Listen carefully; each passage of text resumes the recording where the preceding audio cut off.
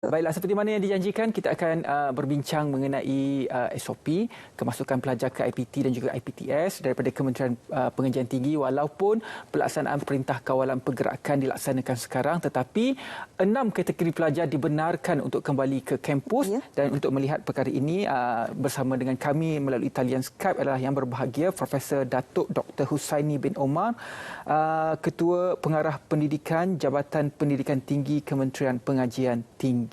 Assalamualaikum. Waalaikumsalam. Cik Ridwan dengan Syafiqah. Selamat pagi. Apa khabar di sana? Sihat, alhamdulillah. Apa pun kita nak ucapkan tahniah terlebih dahulu di atas pelantikan selaku Ketua Pengarah Pendidikan Tinggi yang baru. Baru berkuasa ni 1 Februari. Itulah, terima kasih banyak. Itulah jumpa, tapi jumpa itu di platform yang lain, iaitu MQA. Ini yang baru pula ni. 4 hari selamat menjalankan tugas. Terima kasih Ridwan. Apabila arahan dikeluarkan untuk kita meneruskan proses pengajaran dan juga pembelajaran secara fizikal di IPT dan juga IPTS ini, bagaimana Kementerian Pengajian Tinggi melihat perkara ini walaupun situasi PKP dan juga PKPB masih dilaksanakan di Malaysia?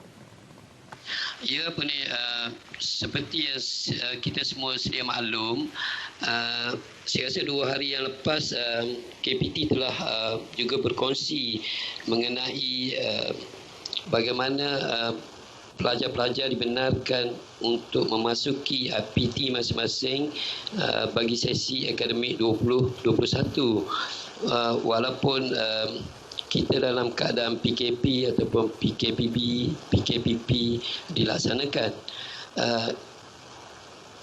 Benda yang kita telah buat keputusan ini adalah berdasarkan libat urus dengan semua pihak universiti, dengan IPTS, dengan juga Majlis Perwakilan Pelajar, KKM dan juga MKN. Jadi kalau kita tahu juga sejak bulan Mac 2020, anak-anak kita iaitu pelajar telah didedahkan dengan kaedah pengajaran dan pembelajaran secara dalam talian ekoran pandemik COVID-19 yang melanda negara. Jadi pengalaman berinteraksi dan berkomunikasi dalam proses pembelajaran dan pengajaran secara maya ini telah kita adakan bermula daripada tahun lepas lagi, dan tetap KPT tetap menyedari akan kepentingan pembelajaran secara bersemuka. Disebabkan itu ada 6 kategori yang telah dibenarkan untuk universiti menerima pelajar-pelajar, di mana 6 kategori yang seperti Cik Ridwan dan Cik Syafiqah cakap tadi. Yang kategori tersebut adalah pelajar daripada program pengajian peringkat CJ, diploma, ijazah sarjana muda dan pasca siswazah yang memerlukan praktikal ataupun penggunaan makmal, klinikal, latihan amal, studio, bengkel dan juga peralatan khas. Yang ini dibenarkan. Dan memang pun sebelum ini dibenarkan, dan kita benarkan terus untuk pelajar-pelajar ini boleh berada di dalam kampus, di dalam IPT masing-masing. Dan pelajar-pelajar yang tidak mempunyai akses dan persekitaran yang tidak kondusif bagi melaksanakan PDP dalam talian. Yang ini kita tahu juga pelajar-pelajar ada setengah berada di kawasan yang mungkin kekuatan dari segi akses itu agak lemah, dan juga di mana persekitaran pelajar yang berada dalam keadaan rumah mereka mungkin anak-anak kita ni yang tidak selesa, yang memerlukan berada di kampus, ini pun dibenarkan. Dan anak-anak ini ataupun pelajar-pelajar ini boleh berhubung terus dengan IPT masing-masing untuk memastikan semua mereka boleh kembali ke dalam kampus untuk meneruskan pembelajaran. Dan di dalam kampus pula pembelajaran boleh diadakan dalam 2 bentuk lah, iaitu hybrid dan juga bersemuka. Itu dibenarkan. Yang ketiga, kategori yang ketiga adalah pelajar asasi ataupun yang setara ataupun yang di foundation dan juga diploma yang sedia ada di kampus boleh meneruskan pembelajaran secara hybrid, dibenarkan untuk meneruskan pembelajaran mereka di dalam universiti ataupun kampus masing-masing tadi. Dan yang keempat adalah semua pelajar antarabangsa sedia ada dan baharu, kecuali daripada United Kingdom yang tidak dibenarkan. Yang pelajar daripada antarabangsa yang sedia ada yang baru daripada tempat-tempat lain boleh datang mengikut kebenaran yang telah diberi dan berada di kampus untuk meneruskan pembelajaran. Yang kelima, pelajar-pelajar ataupun anak-anak yang berkeperluan khas. Yang ini juga dibenarkan untuk berada di dalam kampus ataupun di IPT masing-masing. Dan kategori keenam yang dibenarkan adalah pelajar yang menduduki peperiksaan seperti MUET, peperiksaan antarabangsa dan peperiksaan badan-badan profesional. Mereka juga dibenarkan. Itu adalah kategori 6 kategori yang telah dibenarkan setelah kita membuat libat urus dan juga setelah kita memohon dengan MKN dan juga KKM. Jadi saya harap pelajar-pelajar tadi ataupun anak-anak tadi yang mana mendengar siaran Selamat Pagi Malaysia pada pagi ini bolehlah memohon ataupun menghubungi IPT masing-masing dan juga KPT untuk mendapat penjelasan lanjut jika ada perkara-perkara yang rasa tidak jelas yang mereka yang memerlukan penjelasan yang lebih tepat lagi. Itulah Ridwan berdasarkan yang kementerian telah membuat keputusan untuk memastikan anak-anak kita boleh meneruskan pengajian dan tidak orang kata ada di tempat-tempat yang tidak ada akses tadi dan ketinggalan dan sebagainya. Kita sangat memahamilah di kementerian dan kita nak memastikan pelajar-pelajar ataupun anak-anak tadi meneruskan pendidikan seperti yang mereka sendiri war-warkan di dalam media-media dan sebagainya. Prof mungkin boleh kongsikan juga kepada kita SOP yang akan dilaksanakan oleh KPT bagi melancarkan lagi pergerakan pelajar ini khususnya kepada pelajar yang akan berentas negeri ini, Prof. Ya, SOP yang telah dibina tu, SOP tu dah ada yang kita dah siarkan di dalam media dan juga telah diberikan kepada semua IPT di mana kalau kita saya boleh kongsikan di sini kalau di pergerakan untuk dari pelajar yang Semenanjung yang nak pulang ke kampus di Sabah dan Sarawak untuk yang Sarawak pelajar daripada Semenanjung, wilayah Persekutuan Labuan dan Sabah yang nak ke Sarawak ni diwajibkan untuk menjalani ujian swab sebaik saja tiba di Sarawak.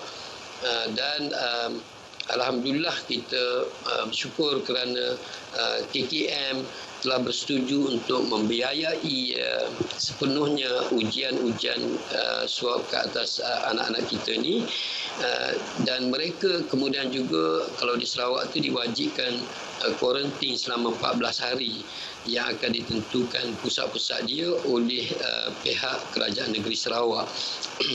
Itu juga akan ditanggung oleh Kerajaan Negeri, kos-kos kuarantin, makan minum untuk anak-anak kita sepenuhnya.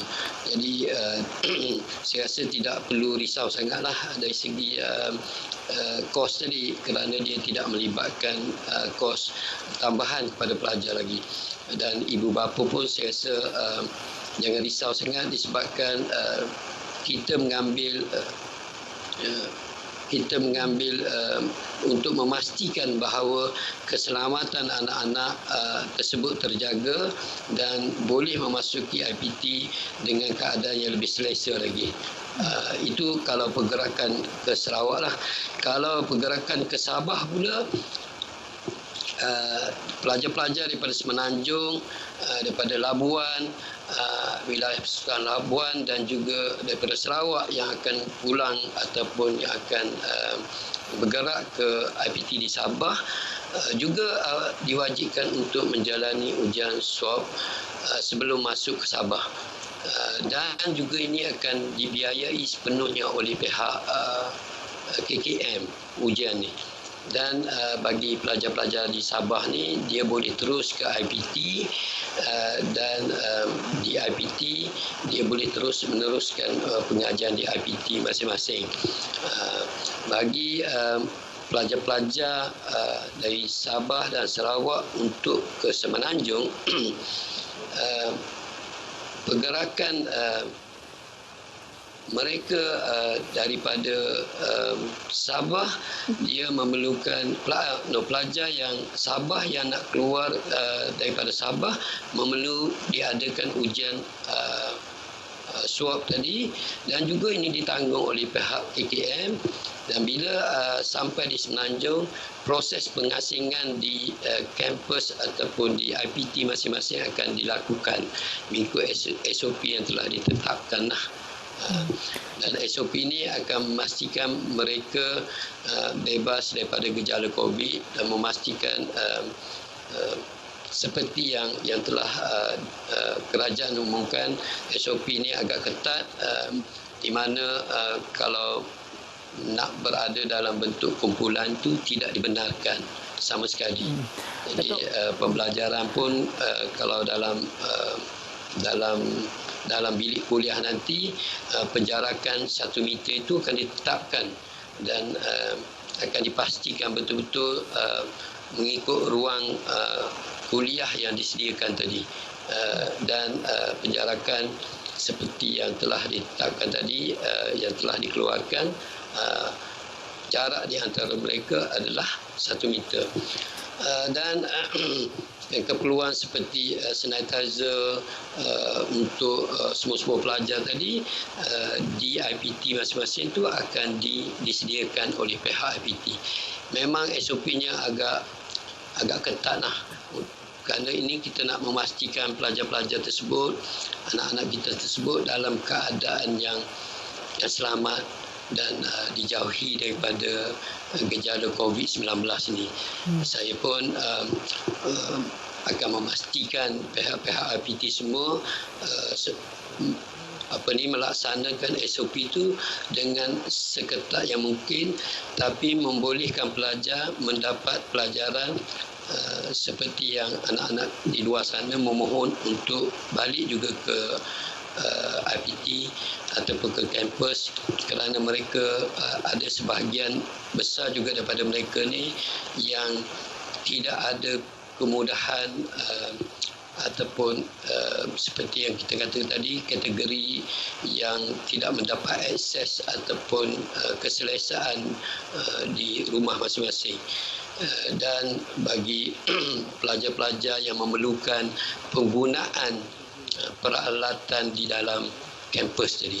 So walau bagaimanapun saya makan sebelum mereka pergerakan tu akan dibuat dengan teliti lah, supaya kita tidak menimbulkan ada kluster baru dan sebagainya. Kita doalah supaya semua apa yang dikendaki oleh anak-anak kita tadi dan juga hasrat oleh kerajaan untuk menurunkan ataupun mengawalkan keadaan pandemik COVID-19 ini dapat kita laksanakan sama-sama. Datuk, apabila kita melihat kepada satu kategori pelajar, iaitu pelajar yang tidak mempunyai akses dan persekitaran yang kondusif dalam melaksanakan PDP dalam talian, dibenarkan untuk pulang ke kampus. Adakah kategori pelajar ini untuk mendapat kebenaran pulang ke kampus perlu melalui prosedur, contohnya meminta kebenaran ataupun memohon untuk pulang ke kampus, ataupun bagaimana? Ya, Encik Ridwan, memang pelajar-pelajar ni perlu memohon untuk pulang ke kampus kerana pergerakannya perlu ada kelulusan daripada pihak IPT masing-masing, dan permohonan tu boleh dibuat terus kepada IPT masing-masing. Ataupun universiti masing-masing. Cuma kalau tak dapat daripada universiti itu, boleh juga berhubung dengan pihak KPT, pihak saya dan pihak di Jabatan Pendidikan Tinggi ini. Kita akan bantu, kita akan pastikan sebelum pergerakan tadi kita akan sediakan SOP yang dia perlu follow, dan surat akan dikeluarkan kepada anak-anak kita tadi, pelajar-pelajar tadi.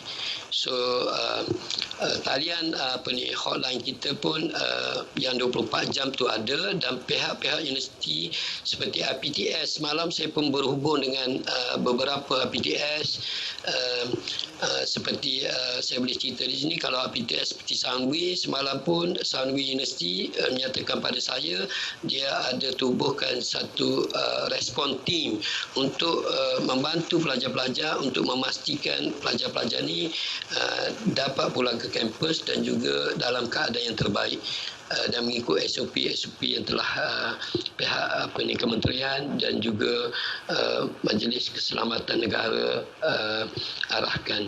So memang kena memohon. Kalau tak memohon, yang ni yang kita takut tu.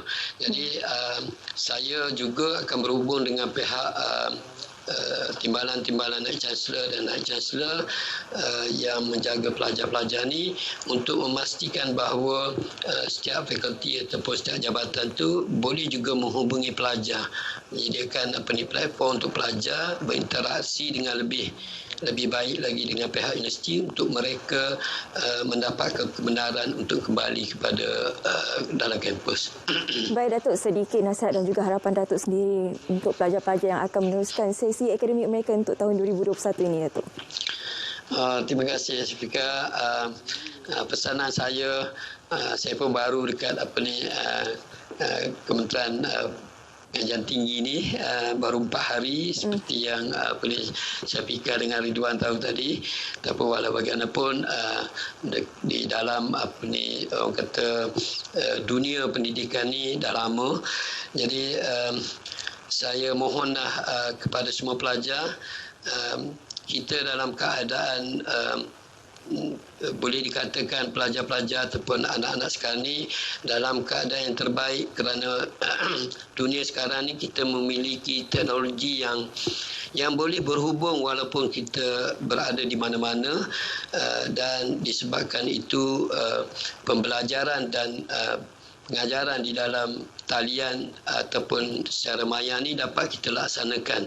Kita masih dapat berhubung, masih boleh tengok, macam saya tengok Ridwan dengan Syafika ini cukup handsome dan manis sekali, sangat ceria, dan saya harap pelajar-pelajar ataupun anak-anak juga menggunakanlah platform yang ada untuk meneruskan pembelajaran, untuk mendapatkan ilmu, kerana anak-anak semua ini adalah bakal akan menjadi pemimpin pada masa depan. Jadi disebabkan itu juga saya mohon kepada semua anak-anak atau pelajar ni, patuhilah SOP, jaga kesihatan dan hubungi pihak bilik gerakan, ataupun boleh terus ke IG ataupun mana-mana platform yang saya ada tu untuk menyalurkan jika ada apa-apa kemusykilan ataupun pertanyaan yang diperlukan, dan juga boleh semak dengan IPT masing-masing. Pasti anak-anak kenal semua pesarah dan juga ketua-ketua jabatan dan sebagainya, boleh berhubung dengan mereka. InsyaAllah mereka akan bantu dan memastikan pembelajaran dapat dilaksanakan dengan baik, dan juga interaksi di antara anak-anak pelajar tadi dengan pihak pesarah dan juga pihak universiti dan kementerian sebenarnya dapat dilaksanakan, boleh dilaksanakan. Padahal kadang-kadang Syafika dengan Ridwan, kalau kita tengok anak-anak saya pun bila kita berada di bawah, dia berada di atas, dia menggunakan telefon aja untuk bercakap pun, bukannya dia turun. Jadi saya rasa dalam pembelajaran pun kita boleh meneruskan sedemikian. Jadi jangan risaulah, benda tu boleh dilaksanakan. Baiklah. Tapi yang memerlukan berada di kampus, saya mohon sangat-sangat mohon dengan pihak kementerian dan juga IPT masing-masing untuk kembali ke kampus. Kita boleh benarkan, insya-Allah. Terima kasih banyak-banyak kepada yang berbahagia Profesor Datuk Dr. Hussaini Omar, Ketua Pengarah Pendidikan Tinggi Jabatan Pendidikan Tinggi Kementerian Pengajian Tinggi, melihat bagaimanakah SOP yang perlu kita laksanakan. Mungkin momen yang manis untuk pelajar-pelajar IPT kembali ke kampus. Terima kasih.